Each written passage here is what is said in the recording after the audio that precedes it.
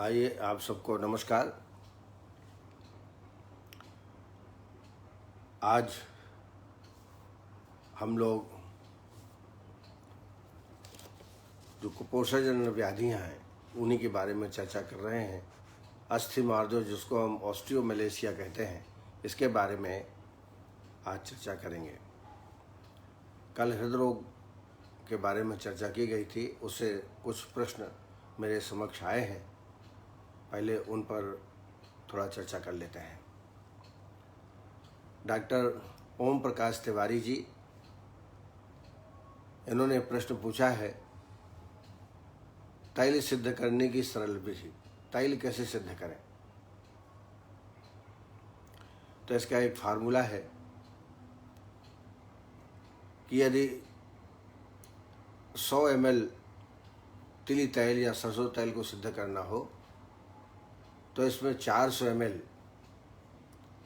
काढ़ा डाल करके धीरे धीरे पकाते हैं जब तक कि लिक्विड अर्थात काढ़ा खत्म ना हो जाए। सिर्फ 100 ml तेल बचे तब तक इसको पकाते हैं। अब आइए काढ़ा कैसे बनाएं। तो काढ़ा भी ऐसा ही है। अगर 100 ग्राम काढ़ा के द्रव्य हैं तो इसमें कम से कम 8 गुना पानी डालना चाहिए। 100 ग्राम द्रव्य में 800 ml 200 ml शेष रहे तब तक आपको पकाना चाहिए। तो ये 200 ml काढ़ा है आपके पास, तो इसमें 50 ml तिली तेल या सरसों तेल और 200 ml जो काढ़ा हमने बनाया वो डाल करके और काढ़ा सूख जाने तक, ख़त्म हो जाने तक, तेल शेष रहे तब तक पकाना चाहिए और इसको छान लें।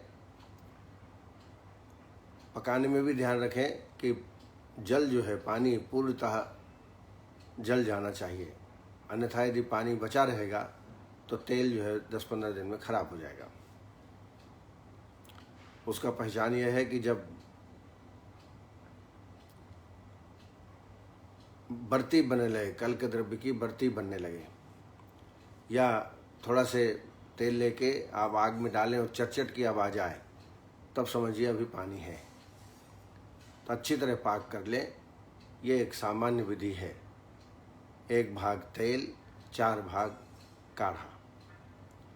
काढ़ा बनाने के लिए 1 भाग द्रव्य, मान लीजिए 100 ग्राम द्रव्य है तो 800 ml पानी, चतुर्थांश शेष रहने तक पकाने का है, 200 ml शेष रहने तक। तो इस विधि से आप तैलों को आसानी से सिद्ध कर सकते हैं। डॉक्टर मोबिन मुल्ला जी ने, उनका एक पेशेंट है 22 साल का, PCOD है उनको और थायराइड है। आपने ये नहीं लिखा कि हाइपोथायरॉयडिज्म है कि हाइपरथायरॉयडिज्म है। PCOD के लिए मैं कई बार चर्चा कर चुका हूँ, क्योंकि इसमें एक प्रकार के एक्स्ट्रा ग्रोथ उत्पन्न हो जाती है। पॉलीसिस्टिक डिसीजेज होती हैं ओवरी में। इसमें श्वेतहर बस्ती का प्रयोग करना चाहिए।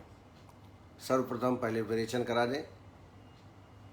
आभ्यंतर स्नेहपान पंचतत्व घृत या त्रिफला घृत से कराने के पश्चात 3 दिन स्वेदन कराने के पश्चात विरेचन करा दें। विरेचन करने के बाद संसर्जन क्रम और उसके बाद श्वेतहर बस्ती। इसमें तृणपंचमूल क्वाथ 100 ग्राम और वरुणादि क्वाथ 100 ग्राम, 200 ग्राम हो गया। 1200 ml पानी डाल के 300 ml शेष रहने तक पका लीजिए।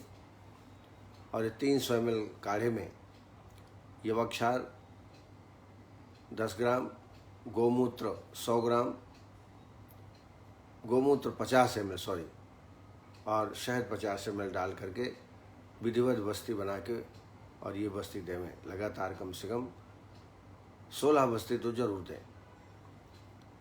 7 दिन के गैप करने के पश्चात 16 दिन का कोर्स और भी करा सकते हैं।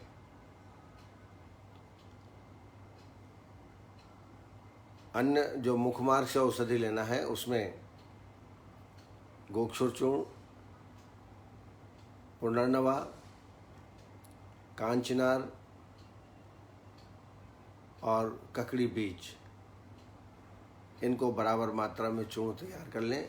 एक एक चम्मच दिन में 2 या 3 बार देवें। काढ़े का सेवन भी इसमें करा सकते हैं।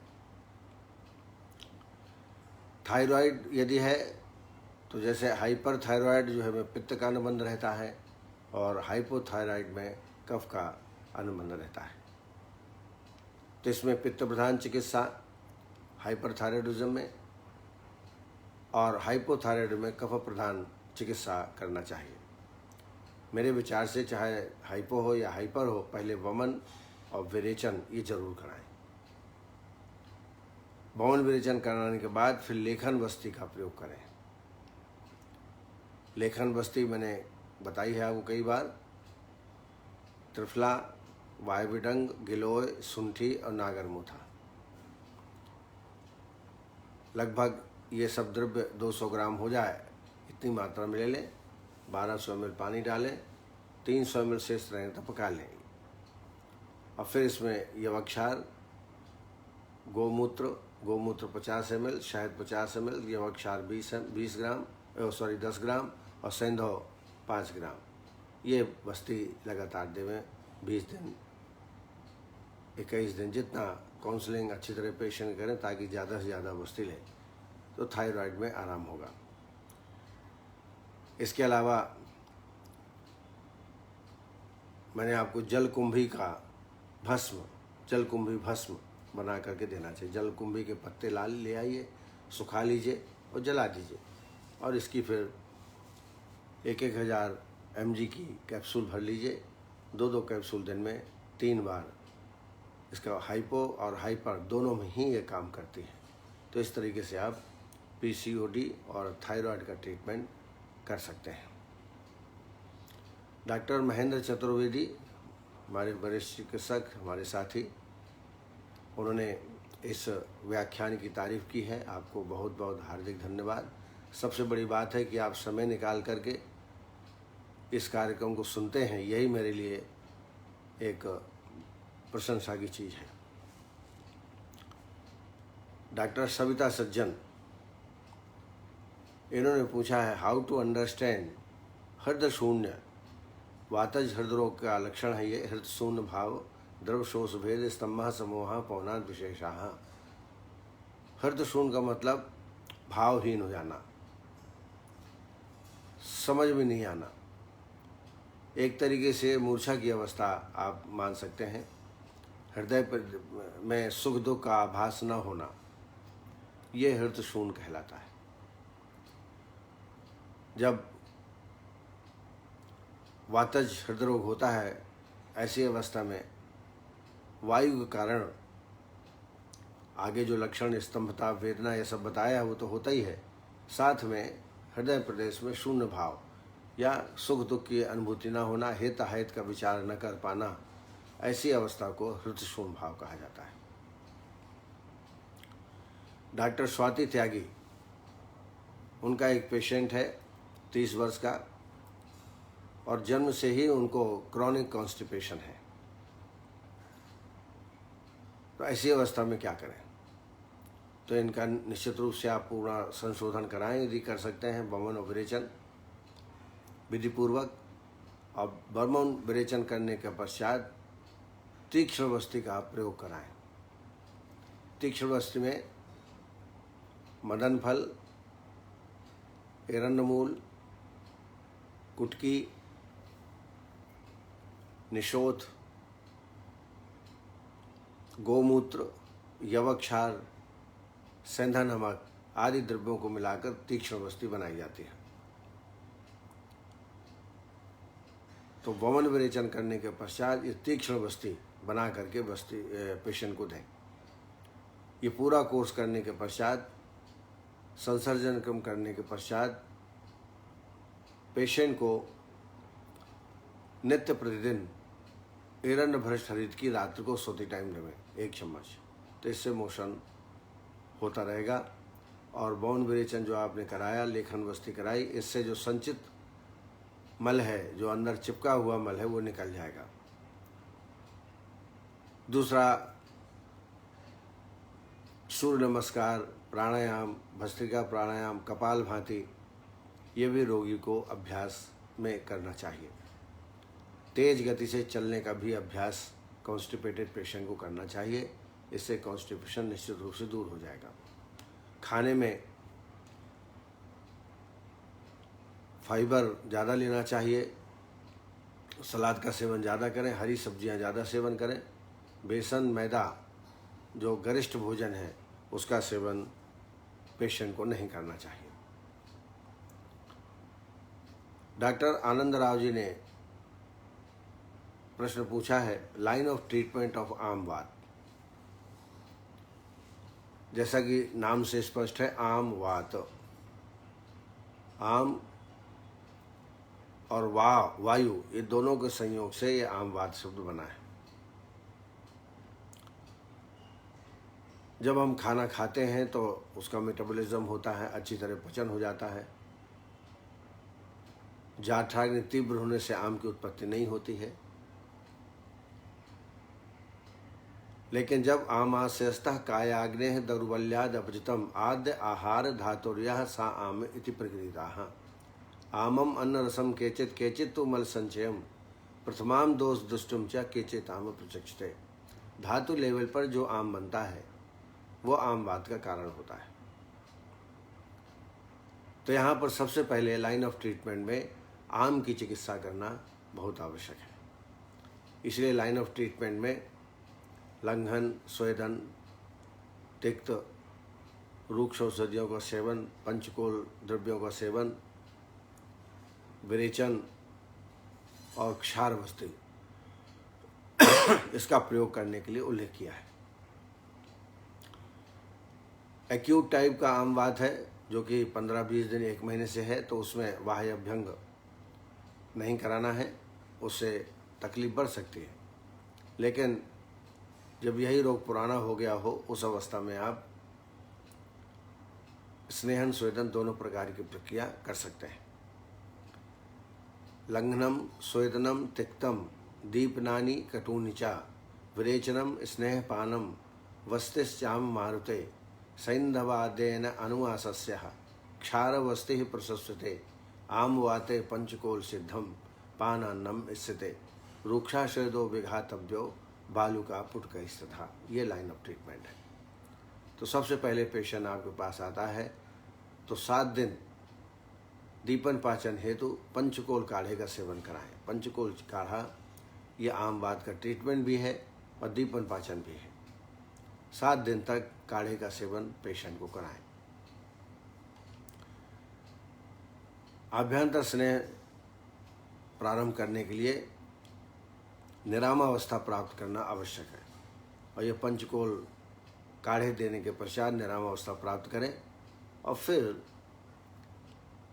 मूर्छित तिल तैल या त्रिफलाघृत त्रिफलाघृत में थोड़ा से सेंधव डाल लें, मूर्छित तिल तैल में भी सेंधव डालना चाहिए और इसके द्वारा आभ्यंतर स्नेह पान करें। सम्यक स्नेह के लक्षण 5-6 दिन में प्राप्त हो जाएंगे। उसके बाद 3 दिन बाह्य अभ्यंग सैन्धवादी तैल या गुड़चारी तैल या महाविषगर्भ तैल से बाह्य अभ्यंग करा करके सर्वांग वाष्प श्वेत के लिए 10 मूल काढ़ा या महारासनादि क्वाथ डाल दें और उससे सर्वांग स्वेदन करना चाहिए। तो मान लीजिए 5 दिन आपने आभ्यंतर स्नेह पान किया तो 6ठे, 7वें, 8वें दिन 3 दिन बाह्य अभ्यंग और बाह्य स्वेदन कराना है और ऐसा आहार विहार देना है जो कि कफ पित्त वर्धक ना हो।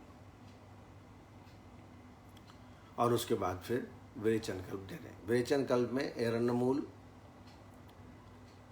20 ग्राम, छोटी हरड़ 20 ग्राम, अमलतास 20 ग्राम, कुटकी 20 ग्राम, त्रिव्रत 20 ग्राम, इन सब को मिला के काढ़ा बना लें और काढ़े में फिर 40 ml कैस्टर ऑयल मिला करके खाली पेट में विरेचन करा दें, विरेचन कल्प दे दें।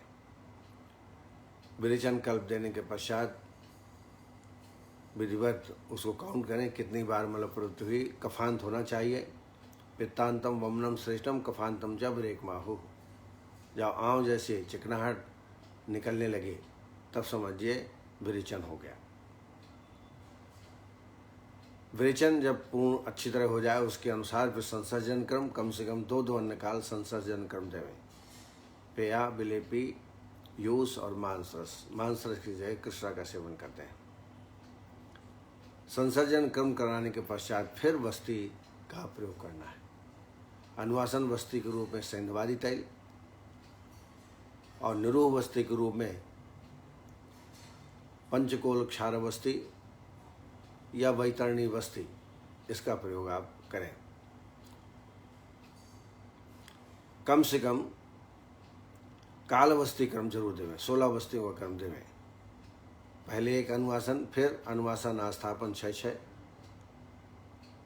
और लास्ट में 3 अनुवासन। इस तरीके से 16 वस्तियों का कोर्स इसमें जरूर देना चाहिए।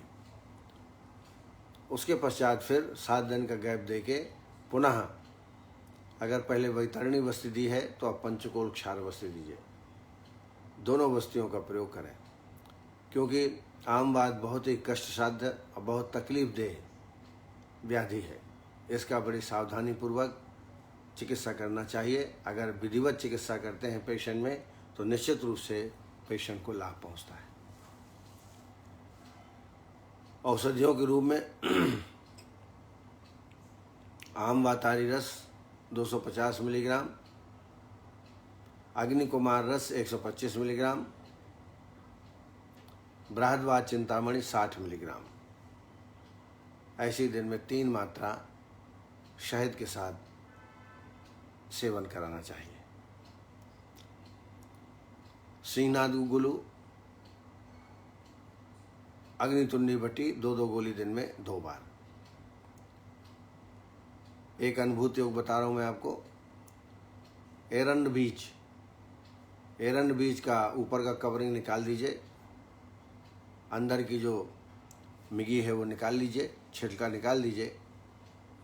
ऐसे 6 नग इसको घृत में अच्छी तरह फ्राई कर लीजिए, तल लीजिए और ठंडा होने पर खाली पेट में प्रातःकाल 6 जो एरंड बीज है उसका सेवन करें। ये लगातार प्रतिदिन शुद्ध घृत में फ्राई करके आप सेवन करें लगातार। आप देखेंगे 21 दिन के अंदर अंदर आमवात में बहुत अच्छा लाभ प्राप्त होगा। इसके अलावा आमवात में हम कल्प विधि से एरंड तैल का सेवन कराते हैं। इस पर भी बहुत काम हम कर चुके हैं। आप भी इसका प्रयोग कर सकते हैं। मान लीजिए पेशेंट बौन वस्ती आदि के लिए तैयार नहीं है तो आप एरंड कल्प दीजिए। प्रथम 5 दिन पंचकोल काढ़ा दीजिए, जैसा मैं हर बार बताता हूँ। उसके बाद फिर एरंड तेल चालू करिए। पहले दिन 5 ml, 10 ml, 15 ml, 20, 25, 30, 35 ऐसा लगभग आगे बढ़ाते जाइए जब तक दिन में 3-4 बार मोशन होने ना लगे। लगभग 50 ml तक बढ़ा लीजिए। कई बार 100 ml तक भी बढ़ा सकते हैं और फिर उसके बाद उसी क्रम से घटाने का है। इसको अगर 2 बार अनुवर्तन कर लेते हैं, 2 बार ये कल्प कर लेते हैं तो आपको बहुत आश्चर्यजनक लाभ आमवात के रोगी में मिलेगा। इस दौरान खाने में हल्का खाना, तली मली चीज़ें, बेसन, मैदा आदि बिल्कुल नहीं। खिचड़ी पर रखें तो अच्छा है, दलिया पर रखें तो अच्छा है और निरंतर उष्ण जल का सेवन रोगी को इस दौरान कराना चाहिए। यह भी आमवात के लिए मैंने आपको चिकित्सा बताई। एक तो लाइन ऑफ ट्रीटमेंट आपको बताया और दूसरी चिकित्सा भी जो मेरा अनुभूत योग है, जो मैं प्रयोग करता हूँ, वो मैंने आपको बताया। आशा है आपको लाभान्वित करेगा। मनोरंजन साहू जी ने गर्भकाल में आहार विहार के बारे में एक लेक्चर लेने के लिए कहा है। तो आप जानते हैं गर्भकाल की अवस्था में क्या क्या परेशानियां हो सकती हैं, उसको ध्यान में रखते हुए संतुलित भोजन आपको देना है। उसमें हरी सब्जियां जरूर होना चाहिए, सलाद होना चाहिए, संतुलित भोजन होना चाहिए। Protein, carbohydrate, fat vitamins, salt बहुत ही संतुलित मात्रा में पेशेंट को लेना चाहिए, क्योंकि गर्भिणी के दौरान अधिक मेहनत नहीं होती है। इसलिए ऐसा आहार दें जो पचन, उसका मेटाबॉलिज्म ठीक से हो जाए, कैलोरी जितनी आप लें वो खर्च हो जाए। अधिक भोजन करने से भी नुकसान होता है। जिसमें आयरन, विटामिन सी आदि हो, उसका भोजन आपको पेशेंट को देना है।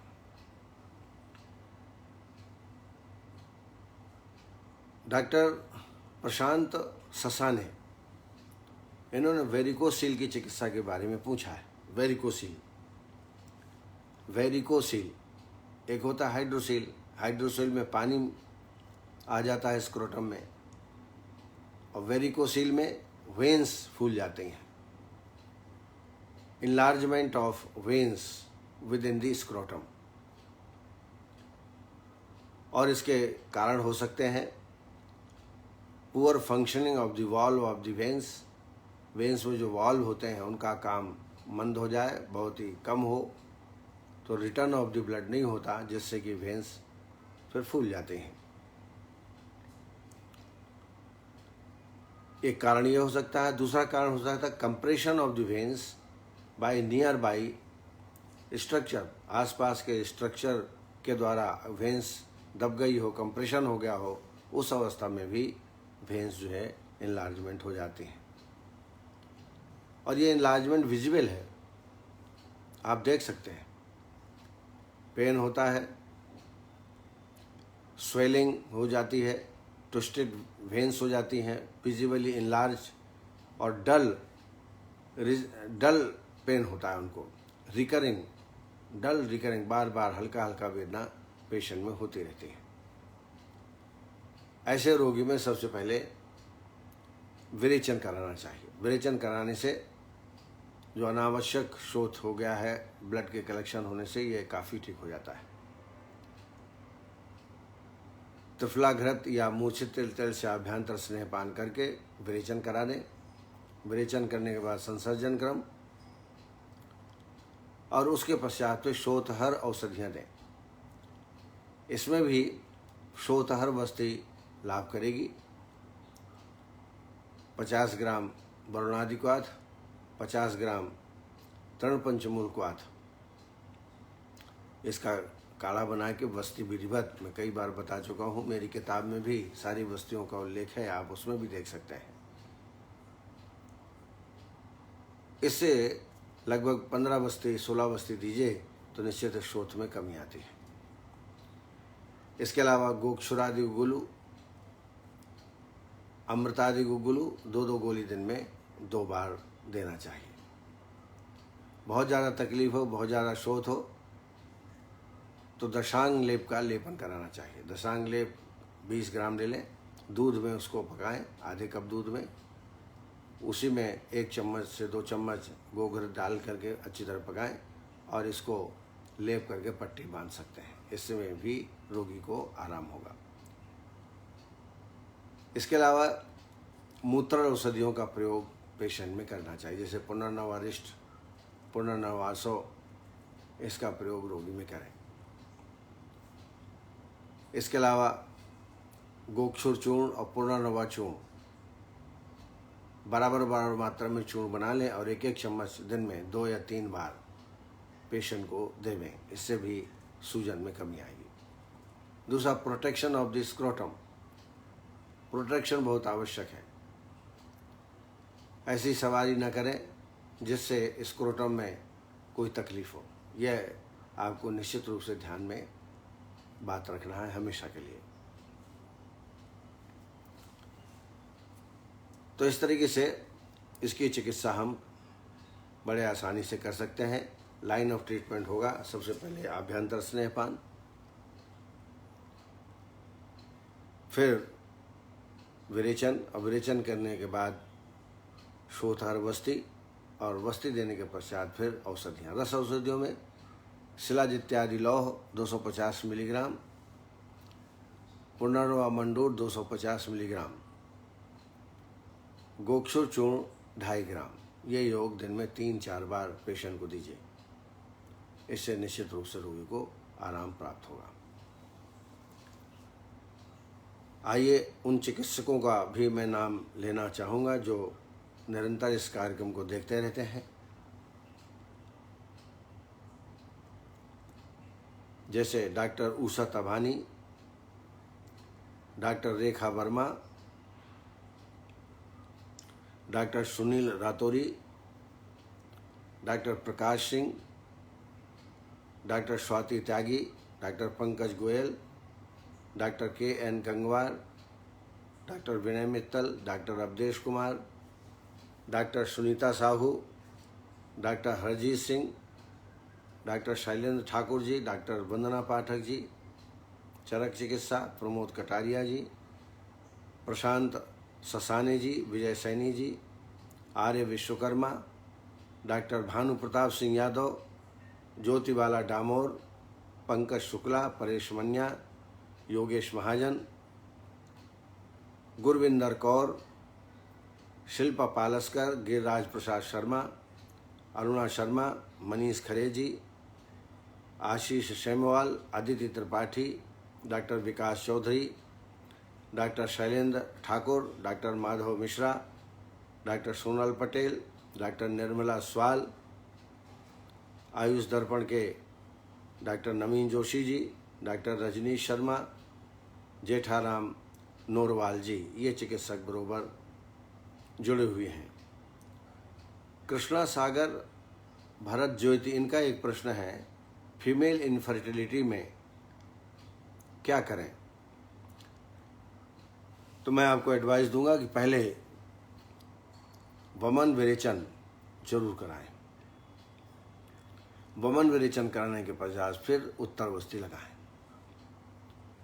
और उत्तरवस्ती में मैंने कई बार बताया है, स्नेहवस्ती के रूप में दशमूल तेल या फल घृत तेल, इसका प्रयोग 20 to 40 ml की मात्रा में आप करें।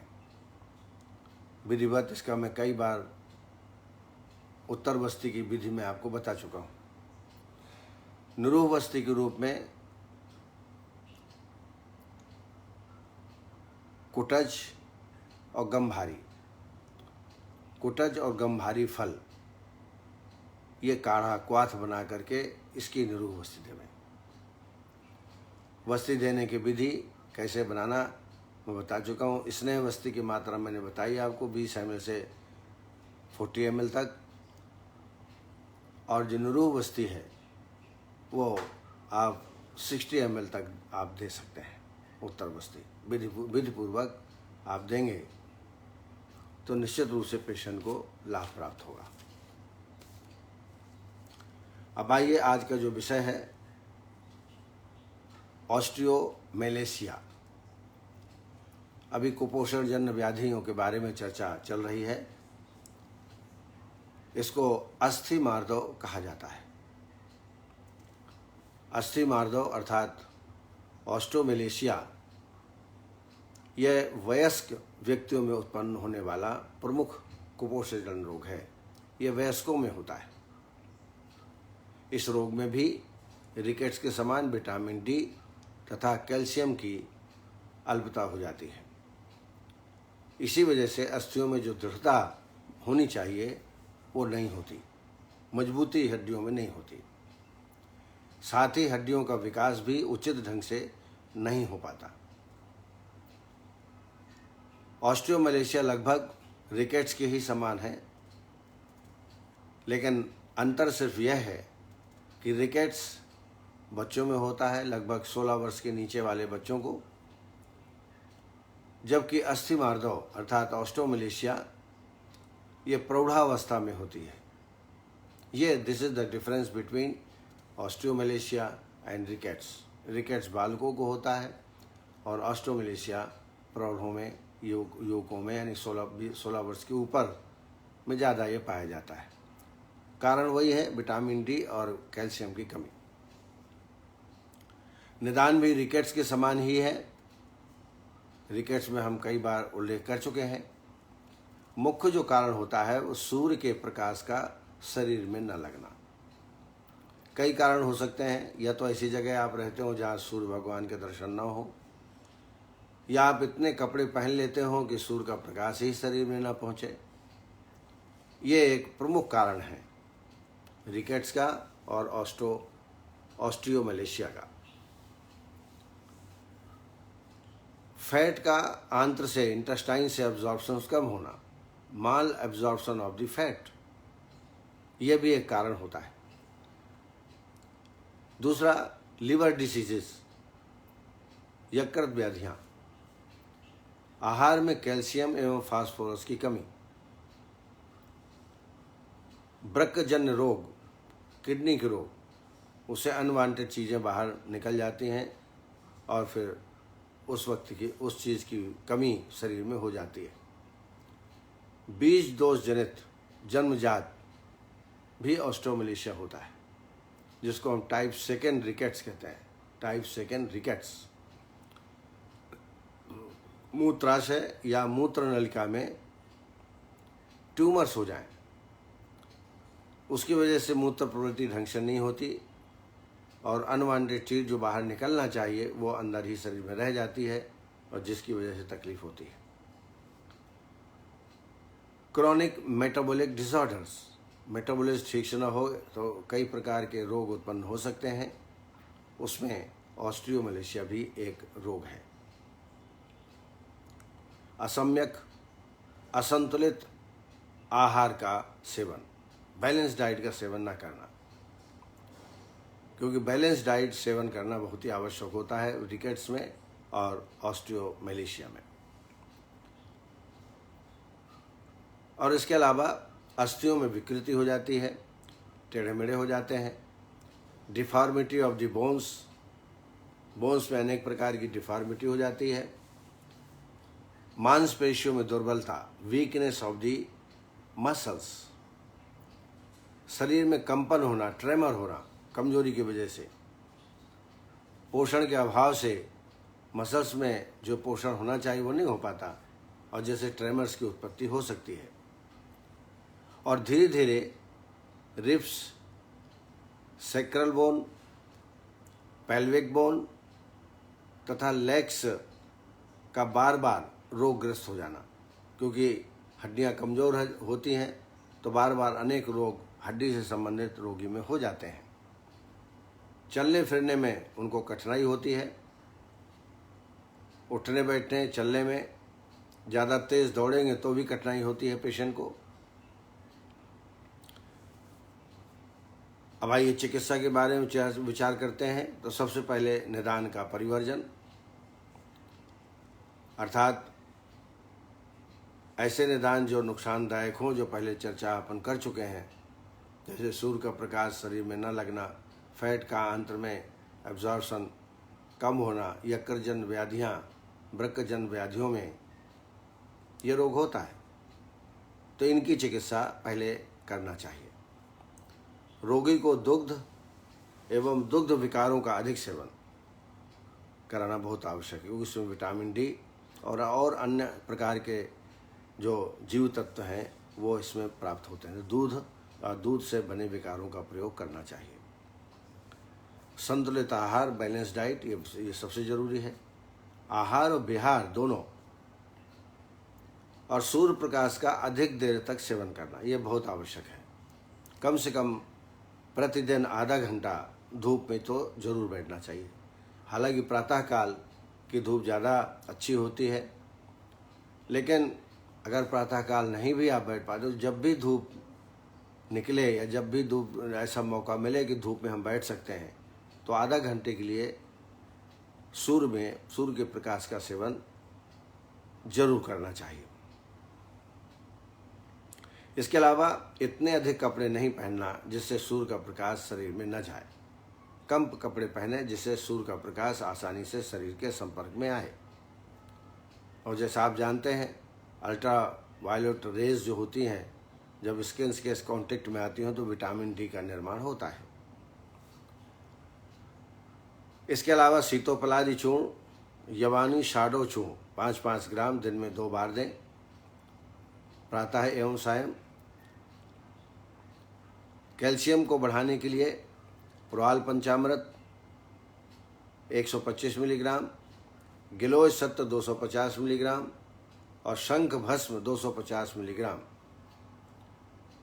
ये एक खुराक हुई। ऐसे ही एक पुड़िया सुबह शाम को च्यवनप्राश के साथ सेवन कराएं। इससे विटामिन सी, फास्फोरस आदि भी पेशेंट को प्राप्त होगा। कैल्शियम तो प्राप्त होगा ही, क्योंकि पुराल पंचामृत, शंख भस्म, इसमें प्रचुर मात्रा में कैल्शियम होता है, विटामिन डी होता है। मुक्ता पुराल पंचामृत दूसरा योग है, ये 60 मिलीग्राम। गिलोय सत्व 250 मिलीग्राम, योगेंद्र रस 60 मिलीग्राम। ये एक पुड़िया है। ऐसा च्यवनप्राश के साथ दिन में 2 बार पेशेंट को देना चाहिए। दीपन पाचन बढ़ाने के लिए, डाइजेशन, मेटाबॉलिज्म बढ़ाने के लिए चित्रकारी बटी 2-2 गोली दिन में 2 बार भोजन के पूर्व हमेशा देना चाहिए। क्योंकि कई बार अच्छा मेटाबॉलिज्म नहीं होता है, अच्छा पाचन नहीं होता है और उसकी वजह से विटामिन डी की कमी हो जाती है। अश्वगंधारिष्ट और बलारिष्ट, अश्वगंधा 2 चम्मच, बलारिष्ट 2 चम्मच, 4 चम्मच पानी भोजन के बाद दोनों टाइम इसका सेवन करें। ये बल्य है, रस धातुओं को बढ़ाने वाली होती है, क्षुधा भी अच्छी लगती है, मोशन भी पेशेंट को होता है, तो ये जरूर देना चाहिए। इसके अलावा पूरे शरीर में चंदन बलालाक्षारी तैल या अश्वगंधा बलारी तैल का पूरे शरीर में अभ्यंग करना चाहिए। अन्यथा सामान्य सरसों तेल, तिली तेल या नारियल तेल से नित्य प्रतिदिन अभ्यंग जरूर करना चाहिए। इससे हमारी त्वचा तो मजबूत होती है, साथ में हड्डियों में भी मजबूती पेशेंट को आती है। इसके अलावा निश्चित रूप से आसन, प्राणायाम, सूर्य नमस्कार, घूमना, तैरना, जो शारीरिक एक्टिविटी है वो हमेशा आपको करते रहना चाहिए, क्योंकि इससे मेटाबॉलिज्म बढ़ता है और शरीर की फंक्शनिंग बढ़ती है, जिसकी वजह से जो आवश्यक तत्व हैं जो शरीर में उपलब्ध हैं उनका उपयोग हम अच्छे ढंग से कर पाते हैं। दूध, दही, मक्खन, केला, अखरोट, उड़द दाल, चना, मूंग, अंडा, मांस रस, इनका भी प्रयोग समय समय पे करते रहना चाहिए। इससे शरीर की जो विटामिन डी की और कैल्शियम की कमी है वो ठीक होती है और ऐसा करने से ऑस्टियोमैलेशिया में निश्चित रूप से आराम प्राप्त होता है। तो आज हमने ऑस्टियोमैलेशिया के बारे में चर्चा की। आगे आने वाले दिनों में और जो कुपोषण व्याधियाँ बची हैं उनके बारे में भी हम चर्चा करेंगे।